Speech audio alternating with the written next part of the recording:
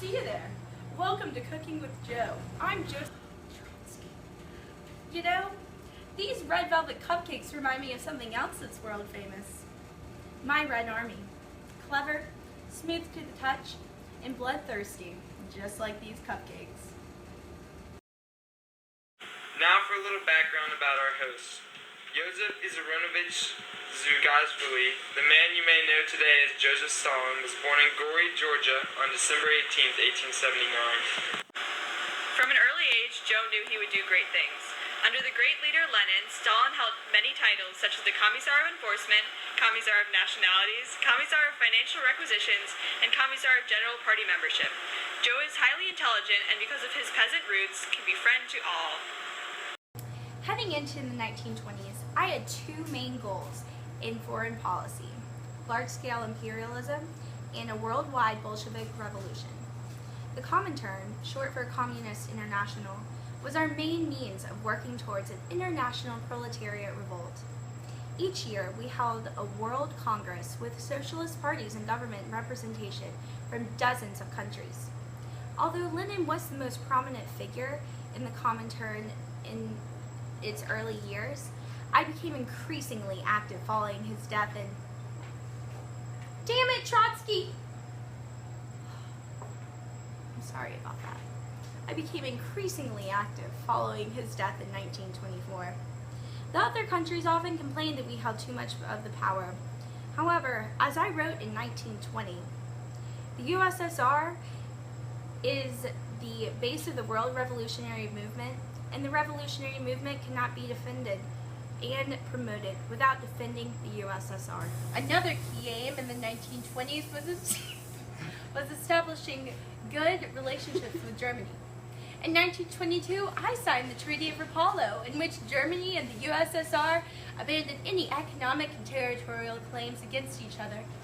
We subverted the Treaty of Versailles by allowing Germany to train its troops within our borders, and our economic relationship with Germany grew so strong that by the end of the decade, almost 50% of our foreign imports came from Germany. Okay.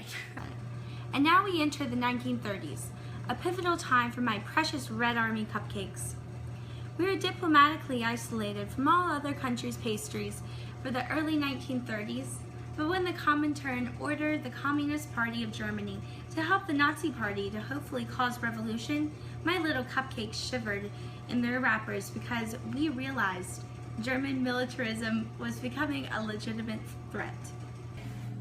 So, from 1934 to 1937, these guys tried to restrain the German army from growth. The Germans were so powerful that they threatened my cupcakes' well-being. So in 1934, we joined the League of Nations. I thought this was a good thing because Germany and Japan signed the Anti-Comintern Pact in 1936. But for some reason, the West wouldn't attack Germany's cupcakes either, so we had no choice but to negotiate with Germany and sign the Nazi-Soviet Non-Aggression Pact for our own good.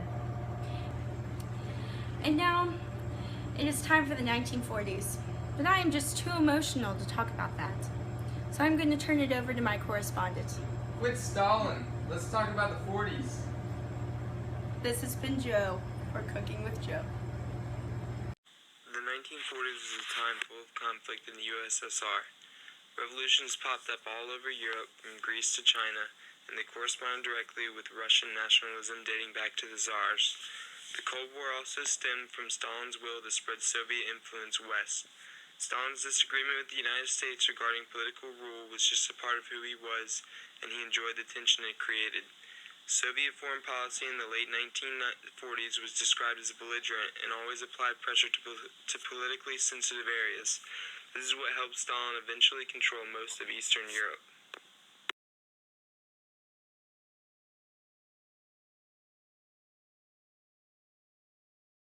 Was the most prominent figure in the Comintern's early years. Damn it, Trotsky! What? Okay.